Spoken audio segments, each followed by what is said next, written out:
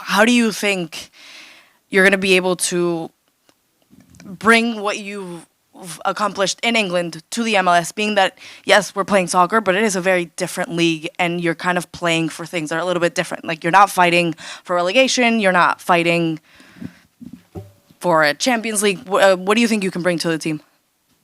I think my experience as a coach, I've probably coached 1,000 professional games at all different levels. So all my games haven't been in the EPL, they haven't been in the Championship, they've been throughout the leagues. And within all them leagues, there's different ways of playing, different types of game. But the one thing that is the same is that you play to win.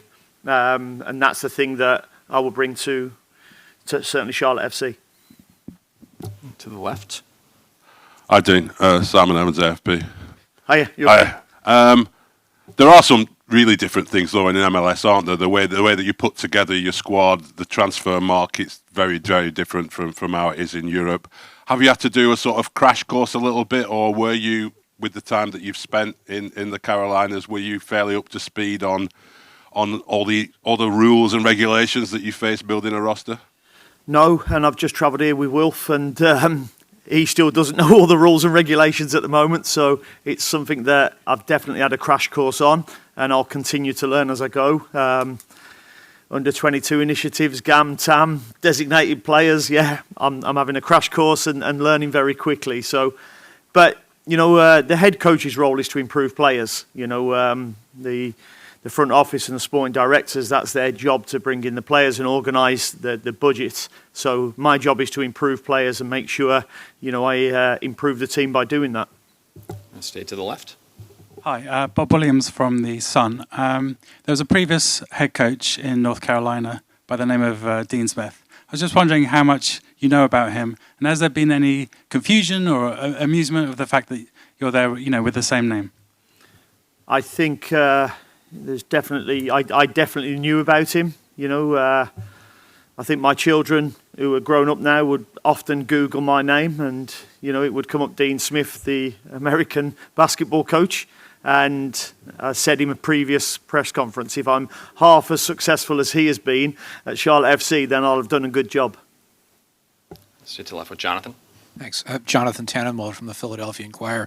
You've spoken a little bit about this a moment ago, but I was hoping you'd expand on what appeals to you about coming here after so many years in England with all of its traditions and all of its big spotlight. And how much did you hear from your fellow managers over there who were saying, you know, tell us what it's like?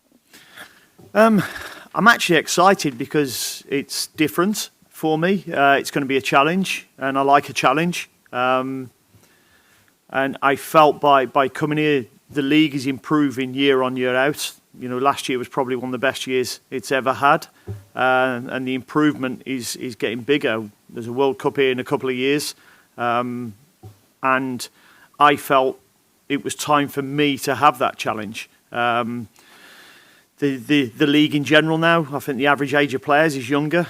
So, you know, years ago when it was scoffed at as, you know, more experienced players coming from Europe to the US, it's no longer that. We'll go here in the front, right? Hi, Coach. Alonso Contreras for Air Sport Network. In your conferences, Inter Miami with Messi, Suarez, Alba, Busquets, and also you have the defending champions, Columbus Crew. What are your goals in your first season with Charlotte FC?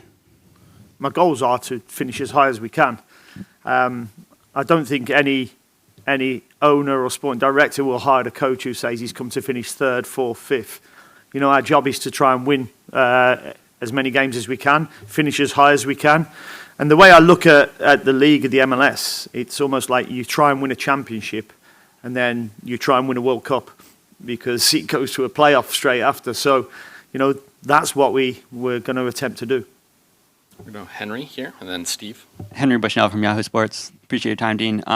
There's been a lot of talk here about the impact that Messi's arrival had on the profile of MLS, mostly, you know, among fans and the business. I'm wondering if it had an impact in your world on how, like, do you get a sense for whether it changed how coaches, whether in England specifically or around the world, view this league? I just think the name of Messi is synonymous, and as soon as he came to the MLS, then there was interest. interest from supporters, interest from coaches, from all around the world. You know, and that's not going to lessen. You know, he was lifting the World Cup, you know, only 14, 15 months ago.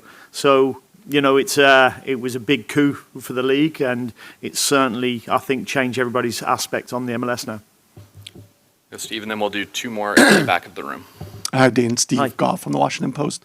Along the lines from Henry's question about Messi, you come from a place with a big league, with big players. How do you see his role and impact here in America and on this league? I think it's been there already. You know, he's led Miami already to the Leagues Cup. The amount of supporters now that have an interest in the MLS, not just in the US, but around the world now, it has just created a phenomenal interest by having Messi here. And, you know, I'm fortunate enough I took Dibu Martinez to Aston Villa, so I know him well, and he speaks how humble a person, you know, Messi is. So it's great to have him here. Go back left.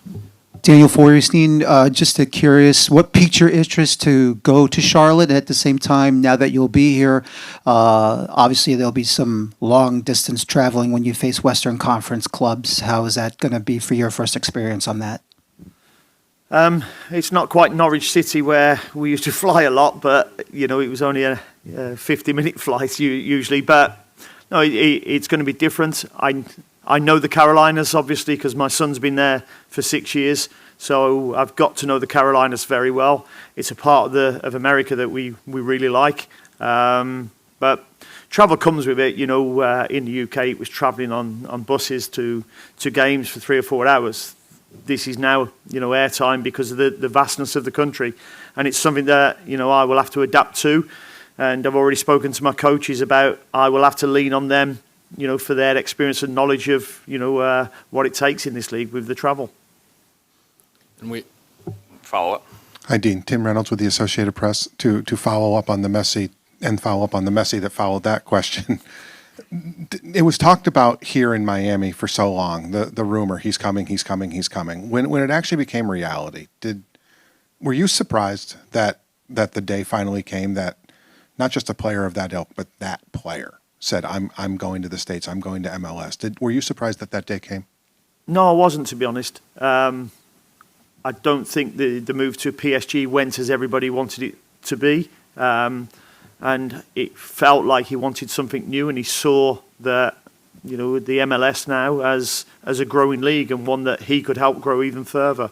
So, you know, I think it maybe surprised a few people. I think the coaching world wasn't surprised. We have time for one more question in the room. We're in the middle. Ethan Fan Football Cafe Podcast. So, Dean, you just said you like embracing challenges. So now is early stage before the first game, but at the moment, what do you think is the biggest challenge as you see now for your MLS career? Yeah. I think the biggest challenge is to get the players, you know, very early thinking the way that I want them to think. You know, I have to make them the best decision makers I can, because that's what players do. They have to go on the pitch and become really good decision makers. I have to assess very quickly the technical and tactical abilities of them. Obviously, being in the UK for so long, I pretty much knew every player there. This will be different for me, so my job is to first get to know my players, but then also get to know the opposition as well. Excellent. Thank you for your time, Coach. Brilliant. Thank you very much. Thank you very much. No worries. Thank you.